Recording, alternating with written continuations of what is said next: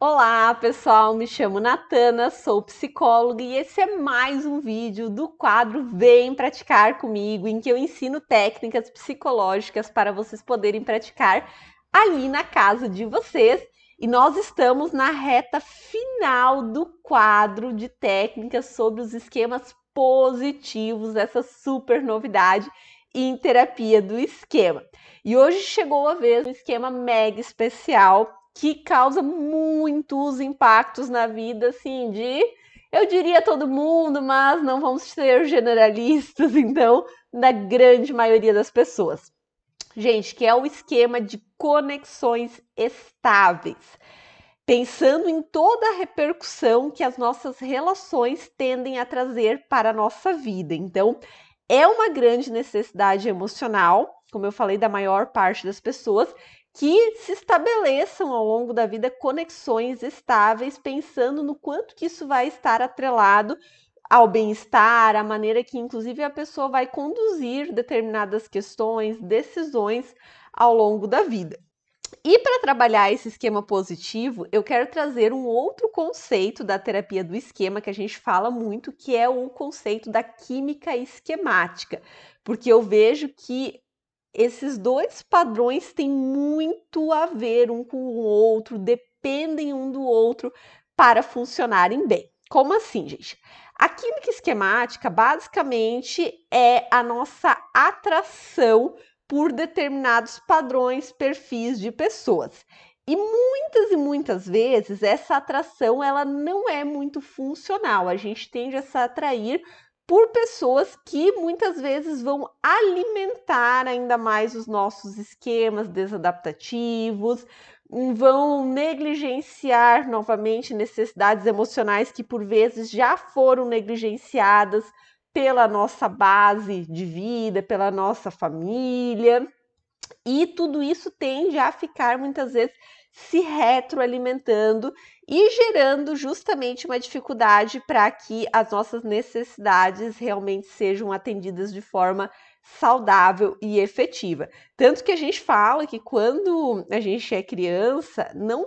tem muito o que fazer, né? A gente está ali dentro do nosso ambiente familiar, as pessoas adultas que são responsáveis por suprir as nossas necessidades e, infelizmente, muitas vezes isso não vai acontecer de forma efetiva. Mas quando a gente se torna adulto, a gente tem uma outra responsabilidade e, inclusive, uma grande oportunidade de buscar por relações mais saudáveis para a nossa vida que estejam ligadas realmente a essa questão de atender às nossas necessidades emocionais, além de tudo que nós também podemos fazer por nós mesmos na questão das nossas necessidades emocionais, que só tendem a trazer benefícios. Porém, não é tão fácil assim na prática, né, gente? É muito comum, inclusive, é uma das coisas que eu posso falar seguramente que mais traz as pessoas para o meu consultório, a questão de relações ruins, instáveis, dificuldades de maneira geral, principalmente na vida amorosa, pensando em toda a repercussão que isso vai causando na vida das pessoas. E eu posso falar, inclusive, por mim, o quanto que eu vejo que ter um relacionamento saudável, ter uma conexão estável atualmente com o Gabriel, é algo que me traz inúmeros benefícios, que me auxilia demais no enfrentamento dos meus esquemas desadaptativos, que supre muito as minhas necessidades emocionais e é algo que a gente leva com muito zelo na nossa relação, tanto que a gente vive conversando sobre os esquemas de cada um, sobre as nossas interações esquemáticas, então às vezes um fica chateado com o outro, quando a gente vai conversar sobre aquilo, a gente já fala, eu tenho o esquema X ativado aqui, é o meu aqui, o que cada um precisa fazer um pelo outro a nível de necessidades emocionais, e é a nossa ideia, a nossa grande assim, responsabilidade, um compromisso daqui a pouco, e a gente já vem fazendo isso na gestação, mas daqui a pouco de forma ainda mais efetiva, com o nascimento do Pedrinho, que está logo aí, né, gente? Daqui a pouquinho ele estará nos vídeos, estou mega ansiosa por essa participação, mas eu vejo que realmente construir tudo isso não é algo fácil, por isso que hoje nós vamos trabalhar uma técnica bem importante na questão de formar um terreno mais fértil, digamos assim, para justamente o estabelecimento de conexões mais estáveis na nossa vida e, consequentemente, fortalecimento desse esquema positivo. Tanto a gente ser uma conexão estável para as outras pessoas, quanto as outras pessoas também fornecerem essa conexão mais estável para a gente. E tudo isso começa pela nossa escolha. Como eu falei, quando a gente pensa na química esquemática, é muito comum escolher pessoas, perfis de pessoas que muitas vezes vão estar muito mais ligadas a padrões disfuncionais da nossa história de vida, a questões que remetem aos nossos esquemas, às nossas necessidades não atendidas, do que realmente a nossa atração por perfis que tendem a suprir muito mais a nossa necessidade emocional. Por isso que a gente vai trabalhar um exercício muito bacana para isto. Caderninho, gente, lápis, caneta, enfim, o que vocês tiverem aí. Eu vou pedir para vocês fazerem uma escala de 0 a 10 ali no caderno de vocês. E ali no 10, no 9, vocês vão colocar nomes de pessoas que vocês já sentiram muita atração, que por vezes vocês já tiveram relacionamentos que não deram certo, ou relacionamentos que vocês não estão satisfeitos atualmente, mas que, como eu falei, está vinculado a uma forte atração, até por isso que muitas vezes é difícil deixar esses relacionamentos, fechar esses ciclos, porque as pessoas tendem a ficar muito apegadas a isso, tipo assim, mas mesmo sendo muito disfuncional, me fazendo muito mal, eu amo, eu gosto. E isso também é uma outra distorção que a gente faz com o amor, com o afeto, porque como eu falo, né, não tem como a gente fortalecer, conservar um amor dentro de uma relação que não atende às nossas necessidades. Muitas vezes está muito mais ligado aos nossos esquemas, o permanecer nisso, a uma obsessão, inclusive, que se forma por fazer aquilo dar certo, até por todo o investimento, como eu falei, por todas essas atrações, essas repetições de padrões, do que realmente por ser algo benéfico para a nossa vida e ligado ao amor, ao afeto verdadeiramente. Então, vocês vão colocar ali nome de pessoas. E ali no 7, 8, até no 6, vocês coloquem nomes de pessoas que vocês não sentem tanta atração, mas que já surgiram na vida de vocês, ou que estão nesse momento demonstrando interesse na vida de vocês. Pode ser, inclusive, relações de amizade, tá, gente? Assim, que muitas vezes vocês veem o esforço dessas pessoas, mas que vocês não se dedicam tanto, não sentem tanta vontade de interagir, de manter uma convivência. Porque, pensando nisso,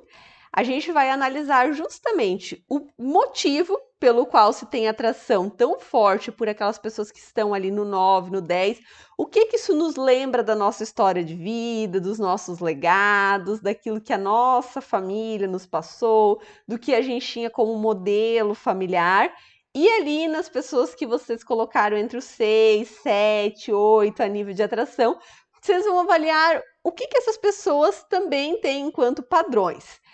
Geralmente, o que aparece muito nesse exercício, que é o X da questão, a parte muito bacana,